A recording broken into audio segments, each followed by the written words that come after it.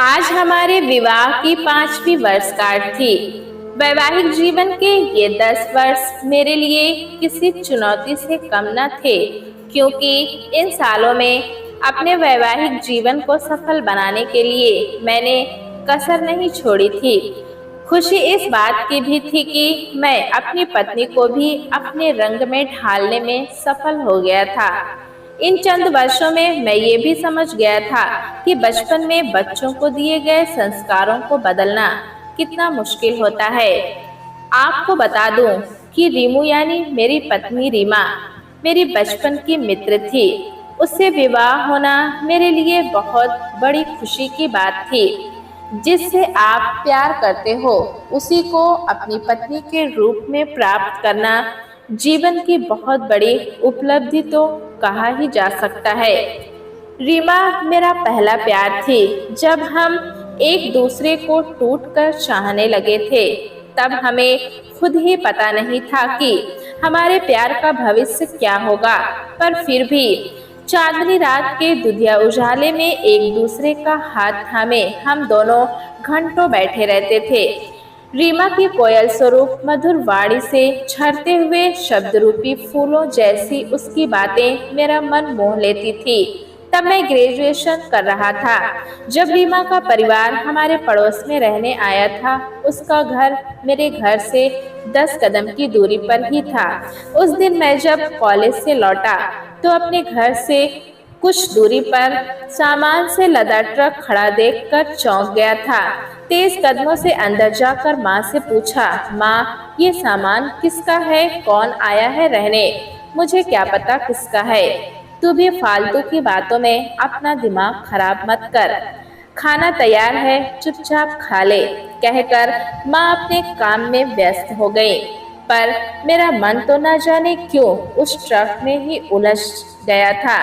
सो मैं अपने कमरे की खिड़की से झांकने लगा। तभी वहां एक कार आकर रुकी और उसमें से पति पत्नी और 2 बेटियां उतरी थी। बड़ी बेटी लगभग 20 और छोटी 15 वर्ष की रही होगी। गोरी चिट्टी लंबी उस कमसिन नौबती को देखकर मैंने मन ही मन कहा, लगता है कुदरत ने इसे बड़ी ही फुर्सत में बनाया है। क्या भला की खूबसूरती पाई है। उसके बारे में सोचकर ही मेरा मन 100 फुट ऊपर की छलांग लगाने लगा था। उसके बाद तो मेरा युवा मन न पढ़ने में लगता और न ही अन्य किसी काम में। खैर, जिंदगी तो जीनी ही थी। अब मैं अक्सर अपने कमरे की उस खिड़की पर बैठने लगा था, बस उसकी एक झलक पाने के लिए। कभी तो झलक मिल जाती थी, पर कभी पूरे दिन में एक बार भी नहीं। लगभग 1 माह बाद जब मैं अपने कॉलेज की लाइब्रेरी से बाहर आ रहा था, तो अचानक लाइब्रेरी के अंदर आते उसे देखा। बस लगा मानो जीवन सफल हो गया। सहसा अपनी आंखों पर विश्वास ही नहीं हुआ। एक बार फिर उसे घूर कर देखा और आश्वस्त होते ही मैंने वापस अपने कदम लाइब्रेरी की ओर मोड़ दिए थे। अंदर जाकर उसकी बगल की सीट पर बैठ गया था। कुछ देर तक अगल बगल झांकने के बाद मैंने अपना हाथ उसकी ओर बढ़ा दिया था। Hello, myself Aman Jain, student of BSc 3rd year. Hello, I am Reema Gupta, student of BS 1st year. अभी कल ही मेरा एडमिशन हुआ है। उसने मुझे अपना परिचय देते हुए सकुचाते हुए कहा था। पापा के ट्रांसफर के कारण मेरा एडमिशन कुछ लेट हुआ है।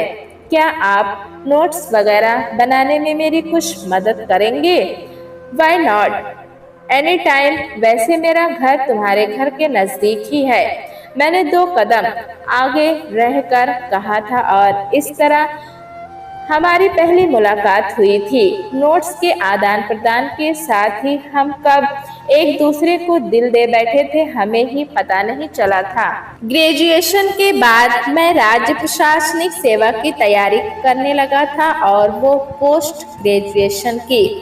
उससे मिलना तपती धूप में AC की ठंडी हवा का एहसास कराता था। 2 वर्ष की कड़ी मेहनत के बाद मेरा चयन जिला खाद्य अधिकारी के पद के लिए हो गया था। जिस दिन मुझे अपने चयन की सूचना मिली, मैं बहुत खुश था और शाम का इंतजार था, क्योंकि हम दोनों पास के पार्क में लगभग रोज ही मिलते थे। उस दिन भी मैं नियत समय पर पहुंच गया था, पर आज मेरी रिमू नहीं आई थी। लगभग 1 घंटे तक इंतजार करने के बाद मैं मायूस हो उठा और वापस जाने के लिए कदम बढ़ाए ही थे कि अचानक सामने से मुझे वो आती दिखाई दी। अरे, आज इतनी लेट क्यों? और ये मेरा गुलाब मुरझाया हुआ क्यों है? मेरे इतना कहते ही वो मुझसे लिपट गई थी। अमन, हम अब इतने आगे आ गए हैं कि अब तुम्हारे बिना जीना बहुत मुश्किल है। मेरे घर वाले शादी की बातें कर रहे हैं। क्या तुम मुझे अपनाओगे? रिमू ने बिना किसी लाग लपेट के मेरे सामने शादी का प्रस्ताव रख दिया था और मैं हतप्रसव से देखता ही रह गया था। हाँ हाँ, क्यों नहीं, मैं कब तुम्हारे बिना रह पाऊंगा, कहकर मैंने उसे अपने सीने से लगा लिया था। उसके बाद मेरा सर्विस ज्वाइन करना और रिमू के पापा का ट्रांसफर पास के ही शहर में होना, सब कुछ इतनी जल्दी में हुआ कि कुछ सोचने विचारने का समय ही नहीं मिला। मैं और रिमू फोन के माध्यम से एक दूसरे से टच में अवश्य थे। मैंने भी अपनी पत्नी के रूप में सिर्फ रिमू की ही कल्पना की थी। नौकरी ज्वाइन करने के बाद जब पहली बार मैं घर आया तो माँ ने मेरे विवाह की बात की। मैं अपनी माँ से प्रारंभ से ही प्रत्येक बात शेयर करता रहा था, सो माँ से अपने दिल की बात कह डाली। माँ, मैं और किसी से विवाह नहीं कर पाऊंगा और जो भी करूंगा आपकी अनुमति से ही करूंगा। कौन लोग हैं वे और क्या करते हैं, किस जाति और धर्म के हैं? माँ ने कुछ अनमने से स्वर में पूछा था। जब मैंने उन्हें अपने पड़ोसी की याद दिलाई तो वे बोली, अच्छा, वो गुप्ता परिवार की बात कर रहे हो तुम? उनकी बड़ी बेटी को मैंने देखा है, क्या उसके परिवार वाले तैयार हैं? अपने परिवार वालों को रिमू खुद संभालेगी माँ, आप तो अपनी बात कीजिए। तुम्हें तो पता है कि तुम्हारे पापा और मेरे लिए सिर्फ तुम्हारी पसंद ही मायने रखती है, इसके अलावा और कुछ भी नहीं। हमें तुम पर पूरा भरोसा है कि तुम्हारा चयन गलत नहीं होगा। माँ की बातें सुनकर मैं प्यार से अभिभूत हो उनके गले लग गया था। अगले दिन सुबह सुबह ही मेरे सपनों की रानी रिमू का फोन आ गया। उसने जो कहा उससे मेरी खुशी दुगनी हो गई। अमन, मैंने माँ को अपने बारे में बताया था तो उन्होंने कुंडली मिलान की बात की है और कहा है कि तुम अपनी जन्म पत्रिका का फोटो व्हाट्सएप पर भेज दो। वे कल ही हमारे पंडित जी के पास जाकर मिलवा लाएंगी। बस फिर हमारी शादी, कहते कहते रीमा फोन पर ही शर्मा गई। रिमू की बात सुनकर मैं भी कुछ आश्वस्त सा हो गया था कि कुछ गुण तो मिल ही जाएंगे, अर्थात अब हमारे विवाह में कोई व्यवधान नहीं था।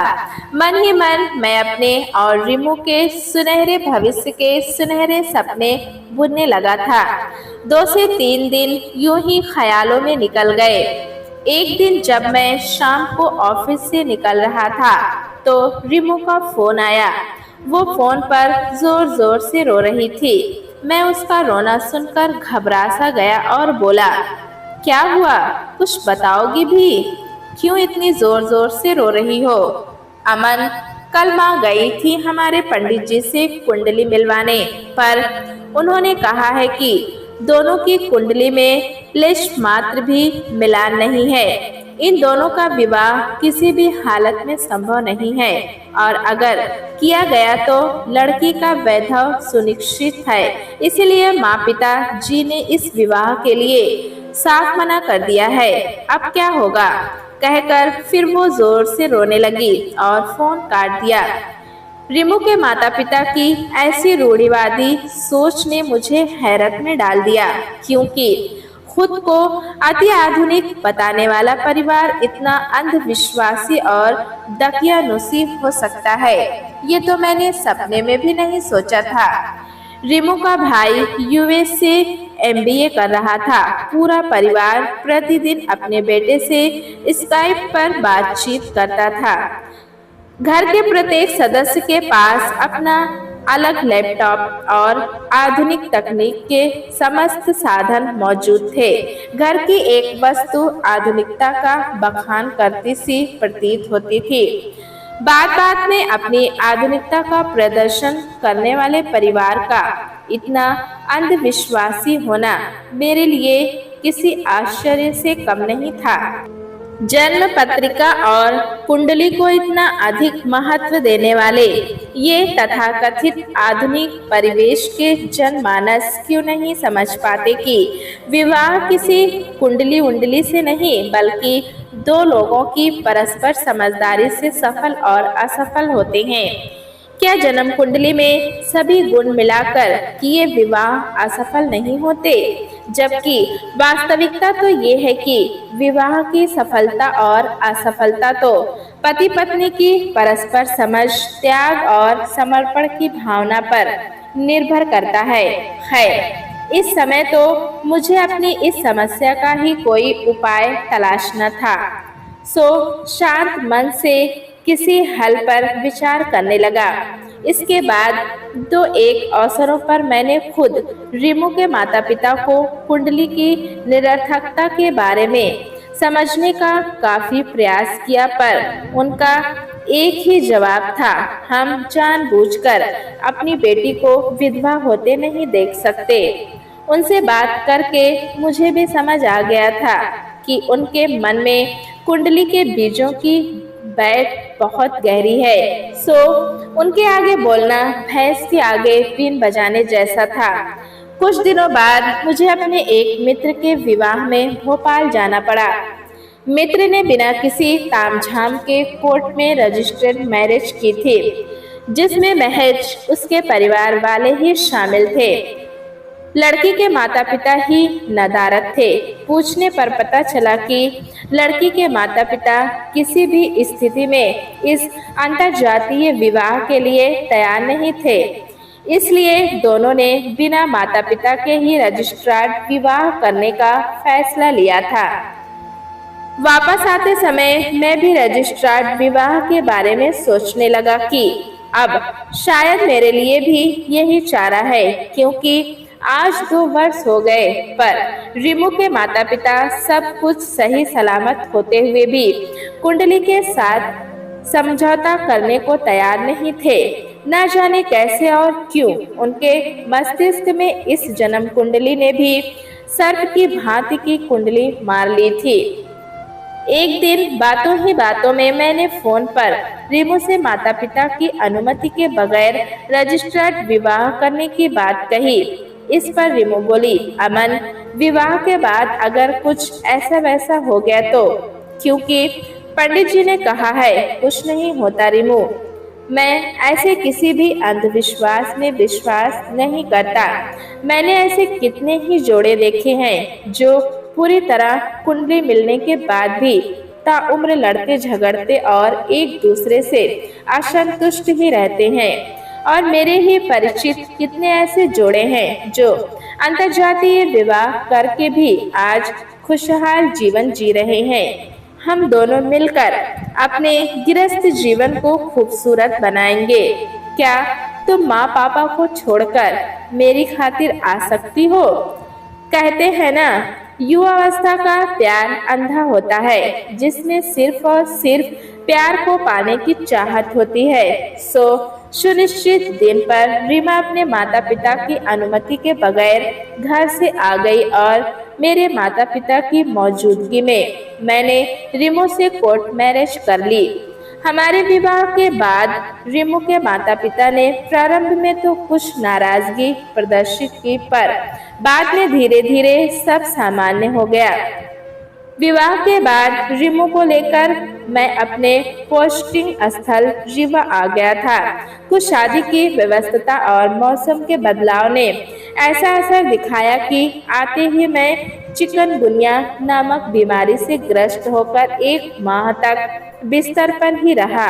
एक दिन रीमा मेरे पास आकर बैठी और मेरा हाथ अपने हाथ में लेकर बोली, अमन, मुझे लगता है हमारी बेमेल कुंडली ने अपना असर दिखाना शुरू कर दिया है।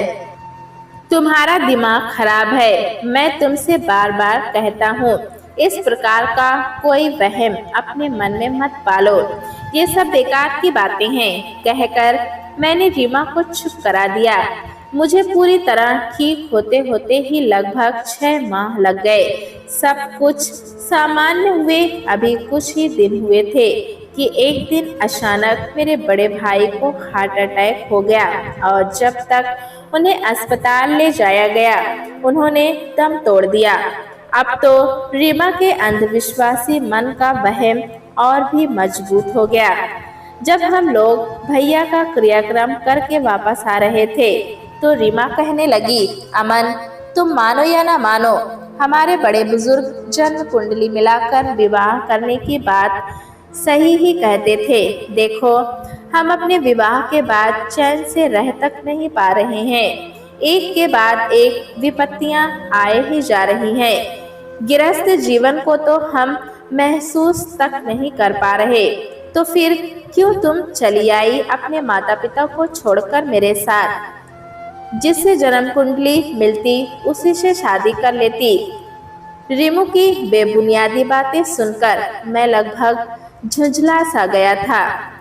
वास्तव में इस प्रकार की बातों को लेकर कई बार हम दोनों में बहस हो जाया करती थी। मेरा क्रोध देखकर वो शांत तो हो गई, पर ऐसा लग रहा था मानो उसके मन में कोई अंतर्द्वंद चल रहा है। एक दिन जैसे ही मैं ऑफिस से लौटा, रीमू बड़ी मस्ती में गुनगुनाती हुई खाना बना रही थी। आमतौर पर हैरान परेशान रहने वाली रीमू को इतना खुश देखकर मैं हैरान था। सो पूछा, क्या बात है, बड़ी खुश नजर आ रही हो? आज मम्मी जी आ रही हैं कुछ दिनों के लिए मेरे पास रहने।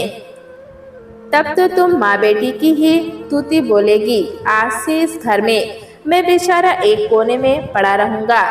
ऐसा क्यों कहते हो? मेरी माँ क्या तुम्हारी माँ नहीं है? हल्की सी नाराजगी जताते हुए रीमू ने कहा, अरे नहीं बाबा, मैं तो ऐसे ही मजाक कर रहा था। तुम चाय नाश्ता लगाओ, मैं फ्रेश होकर आता हूँ। कहकर मैं चेंज करने चला गया। 2 दिनों बाद रीमा की माँ हमारे घर आ गई। ये कहने में अवश्य अजीब लगेगा, पर सच्चाई यही थी कि 60 की उम्र में भी उन्होंने अपने आप को बहुत फिट रखा था, जिससे वे रीमा की माँ कम बड़ी बहन अधिक लगती थी। एक से एक आधुनिक परिधान धारण करती थी वे।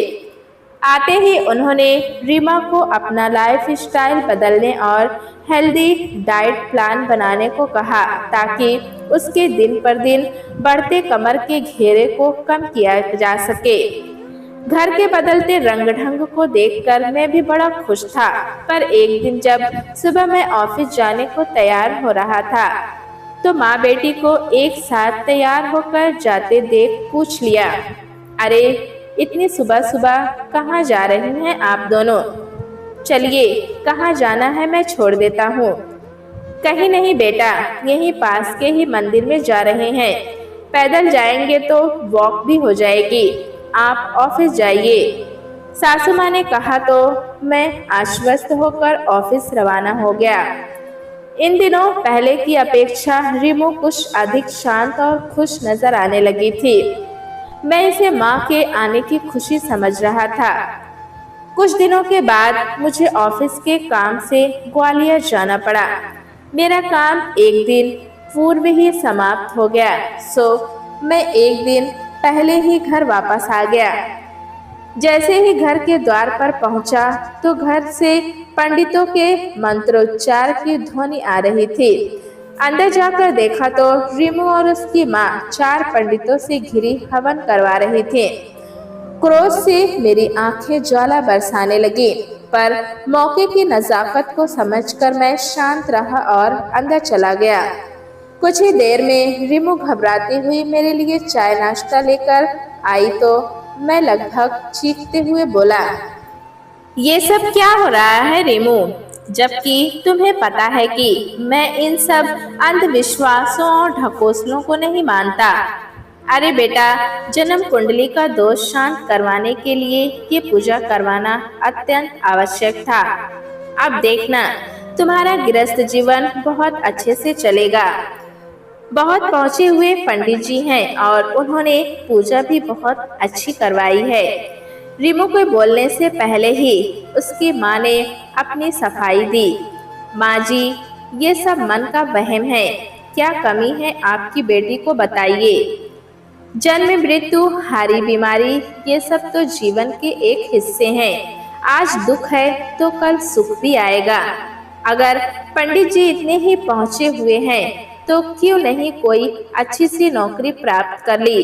क्यों यजमान ढूंढते फिरते हैं अपनी जीविका को चलाने के लिए? आपकी और पापा जी की कुंडली में तो 30 गुण मिले थे, पर फिर भी आप दोनों हमेशा लड़ते झगड़ते और एक दूसरे को अपमानित करते रहते हैं। आखिर क्यों? आप तो इतनी आधुनिका हैं, फिर आप अपनी सोच को आधुनिक क्यों नहीं बना पाए? गृहस्थ जीवन को सुखमय बनाना पति पत्नी के हाथ में होता है, ना कि किसी पंडित के हाथ में। जो काम मुझे पसंद नहीं वे मेरी पत्नी मेरी अनुपस्थिति में करेगी तो कैसे गृहस्थी सुखद हो सकेगी? मुझे नहीं पता कि मेरी बातों का उन पर क्या असर हुआ, पर उस समय उन्होंने वहां से चले जाने में ही अपनी भलाई समझी। इस घटना के 2 दिनों बाद जब रीमा की मम्मी को हम स्टेशन छोड़ने गए तो उनमें से एक पंडित जी के हमें प्लेटफॉर्म पर दर्शन हुए। बढ़िया सिगरेट के कश खींचते हुए वे जींस टॉप में किसी गुंडा टाइप आदमी के साथ बातचीत कर रहे थे। मैंने रीमू से कहा, देखो, ये हैं तुम्हारे पंडित जी जिनसे तुम अपनी गृहस्थी में शांति करवाने चली थी। बाप रे, ये तो सिगरेट पी रहे हैं। उन्हें देखकर रीमा ने दांतों तले उंगली दबा ली। सासू माँ को ट्रेन में बैठाकर जब हम घर आए तो हमारे पड़ोसी अपनी बेटी की शादी का कार्ड देने आ गए। बेटा, आप लोग अवश्य आइएगा। बड़ी मुश्किल से तय हो पाई है हमारी बेटी की शादी। जहाँ भी जाओ लोग जन्म कुंडली मिलाने की बात करते हैं और न मिलने पर शादी की बात आगे ही नहीं बढ़ पाती थी। पर एक पंडित ने ही हमें इसका तोड़ बता दिया कि पहले लड़के की जन्म पत्रिका ले लो और मैं उसी के अनुसार बेटी की पत्रिका बना दूंगा। हमने ऐसा ही किया और चट मंगनी पट ब्याह हो गया। क्या करें बेटा, कई जगह विवशता में चालाकी करनी पड़ती है। वे अपनी बेटी के विवाह के बारे में बताने लगे। क्या ऐसा भी होता है? फिर कुंडली मिलवाने का क्या मतलब? अब तक शांत बैठी रीमू अचरज से बोली, हाँ हाँ भाभी जी, क्यों नहीं, आजकल सब संभव है। पंडित जी को चढ़ावा चढ़ाओ और असंभव कार्य को भी पंडित जी से संभव करवाओ। दरअसल भाभी जी, ये कुंडली कुछ होती ही नहीं है। ये सब तो पंडितों के चोचले हैं दान दक्षिणा प्राप्त करने के। अब हमारा तो अंतर्जातीय विवाह हुआ है। आज 35 वर्ष हो गए हमारे दाम्पत्य जीवन को। हर सुख दुख को हमने खुशी खुशी झेला है। 35 वर्षों में लड़ाई झगड़ा तो छोड़िए, किसी भी प्रकार की अनबन तक नहीं हुई हम दोनों में। एक दूसरे को इतना समझते हैं हम दोनों। विवाह तो पति पत्नी की समझदारी से सफल होते हैं, ना कि कुंडली से। इसके बाद वे तो चले गए, पर रीमू की आंखें अवश्य खोल गए, क्योंकि जैसे ही मैं उन्हें बाहर छोड़कर आया रीमू मेरे गले लग गई। बोली, तुम सच कहते हो, ये कुंडली सिर्फ मन का वहम और पंडित जी के जीने का साधन है। अब मैं सब समझ गई हूँ। प्यारे दोस्तों, कहानी कैसी लगी हमें कमेंट में ज़रूर बताएं। चैनल पे नए हैं तो एक लाइक और सब्सक्राइब करना ना भूलें।